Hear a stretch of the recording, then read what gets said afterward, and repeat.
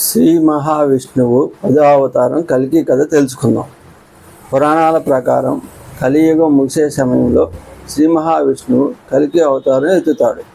సనాతన ధర్మం ప్రకారం కల్కి అవతారంలో విష్ణు భగవానుడు భూమిపై ఉన్న పాపులను నాశనం చేసి ధర్మ మార్గాన్ని స్థాపిస్తాడు. శ్రీ భాగవత పురాణం, కల్కి పురాణం ప్రకారం కల్కి అవతారం అనేది శ్రీ మహావిష్ణువు 10వ చివరి అవతారం. ఈ అవతారం ఇంకా భూమి మీదకి రాలేదు. కానీ కలియుగం ముగిశాక స్వామివారు కల్కి అవతారంలో భూమిపై అడుగు పెడతాడని, సత్యయుగాన్ని ప్రారంభిస్తాడని హిందువులు నమ్ముతారు. కల్కి అవతారంలో స్వామివారి రాక చాలా ముఖ్యమైనది. ఎందుకంటే ఆ అవతారంలో భగవంతుడు అధర్మాన్ని, అన్యాయాన్ని నాశనం చేసి ధర్మాన్ని పునరుద్ధరిస్తాడు. తద్వారా సత్యయుగాన్ని ప్రారంభిస్తాడు.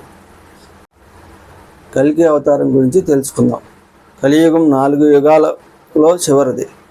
హిందూ విశ్వప్రయాసం ప్రకారం ఈ 4 యుగాలు: 1 సత్యయుగం, 2 త్రేతాయుగం, 3 ద్వాపరయుగం, 4 కలియుగం.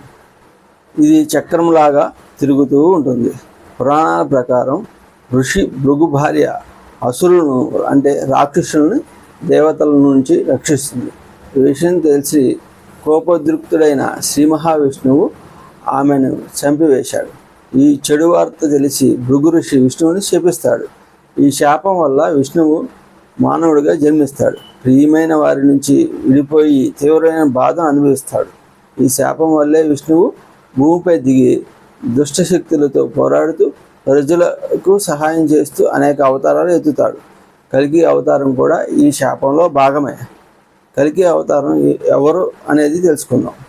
పురాణాలు ప్రకారం కలియుగం ముగిసే సమయంలో శ్రీ మహావిష్ణువు కల్కి అవతారం ఎత్తుతాడు.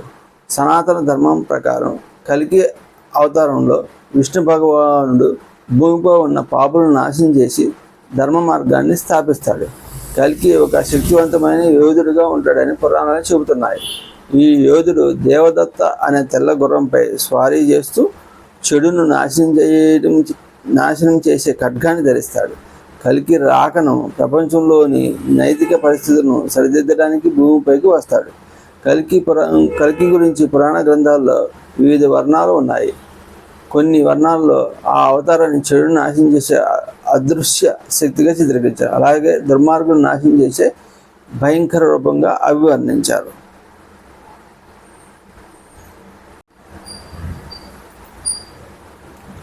కల్కి అవతారం రాక ఎప్పుడు అంటే మత విశ్వాసాల ప్రకారం కలియుగం క్రీస్తు పూర్వం 3102 కాలంలో ప్రారంభమైంది. శ్రీకృష్ణుడు భూమిని విడిచి వెళ్ళాక కలియుగం మొదటి దశ ప్రారంభమైంది. పురాణాల ప్రకారం కలియుగం భూమిపై 4,32,000 ఏళ్ళు ఉంటుంది. అంటే 2024 నాటికి 5,125 ఏళ్ళు మాత్రమే గడిచిపోయింది. ఇంకా 4,26,875 ఏళ్ళు మిగిలి ఉన్నాయి. కల్కి అవతారం కలియుగం ముగిసే సమయంలో జన్మిస్తాడని నమ్ముతారు. పురాణాల ప్రకారం కల్కి శ్రావణ మాసంలో శుక్లపక్షం 5వ రోజు జన్మిస్తాడు. ఈ సమయంలో సూర్యుడు, చంద్రుడు కలిసి పుష్య నక్షత్రంలోకి ప్రవేశిస్తారు. కలియుగం ముగిసి సత్యయుగం ప్రారంభమయ్యే సమయం కల్కి జన్మిస్తాడు.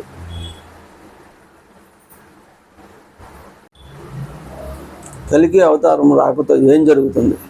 అగ్ని పురాణం 16వ అధ్యాయం కల్కి అవతారం ఒక గుర్రంపై స్వారీ చేస్తూ ఒక బాణాసురుడిగా చిత్రీకరించబడింది. కల్కి దేవదత్త అనే తెల్లని గుర్రంపై వచ్చి పాపులను నాశనం చేస్తాడు. ఈ అవతారం 64 కళలతో కూడుకోండు. అతని గురువు అమరత్వం పొందిన పరశురామ భగవానుడు. పరశురాముడి మార్గదర్శకాలతో కల్కి శివుడు కోసం ధ్యానం చేసి అధర్మాన్ని నాశనం చేయడానికి దైవశక్తులను పొందుతాడు. దుష్ట శిక్షణ చేసి తిరిగి సత్యయుగం స్థాపనకు మార్గం సుగమం చేయడమే కల్కి లక్ష్యం. కల్కి అవతారం ఎక్కడ జన్మిస్తాడు? కల్కి పురాణం ప్రకారం కల్కి ప్రస్తుత ఉత్తరప్రదేశ్లోని శంబాల్ గ్రామంలో జన్మిస్తాడు. శంబాల్ అనేది మొరాదాబాద్ సమీపంలో ఒక నగరం. ఇది ఇప్పటికీ ఒక కల్కి దేవాలయం కలిగి ఉన్న జిల్లా, ప్రధాన కేంద్ర పట్టణం కూడా. కల్కి అవతారం పుట్టుకకు సంబంధించి వివరణాత్మక కథనం శ్రీమద్ భాగవత పురాణంలో ఉంది. ఈ పురాణం ప్రకారం అతను శంబాల్ విష్ణుయాస అనే బ్రాహ్మణుడికి జన్మిస్తాడు. కల్కి అవతారం జన్మించే ప్రదేశం గురించి ఖచ్చితమైన సమాచారం ఎవరికీ తెలియదు. కానీ కల్కి పురాణం శ్రీమద్ భాగవత పురాణం కల్కి ఉత్తరప్రదేశ్లోని శంబాల్లో జన్మిస్తాడని నమ్ముతారు. ప్రస్తుతం 2024 వచ్చిన ప్రభాస్ హీరో సినిమా కల్కి అనే పేరుతో వచ్చింది. ఈ సినిమా కల్కి అవతారం గురించి చెప్పడం జరిగింది. ఈ సినిమా హాలీవుడ్ స్టైల్లో తీయడం జరిగింది. ఇప్పటికి వరకు మన భారతదేశంలో వచ్చిన సినిమాలలో ఏ సినిమా ఈ విధంగా తీయలేదు. అంత నైపుణ్యంతో, అంత టెక్నికల్ గ్రాఫిక్స్తో ఈ సినిమాని హాలీవుడ్ స్టైల్లో తీశారు. అది మన తీసిన వాళ్ళు తెలుగు వాళ్ళు అవ్వటం మనందరికీ గర్వకారణం.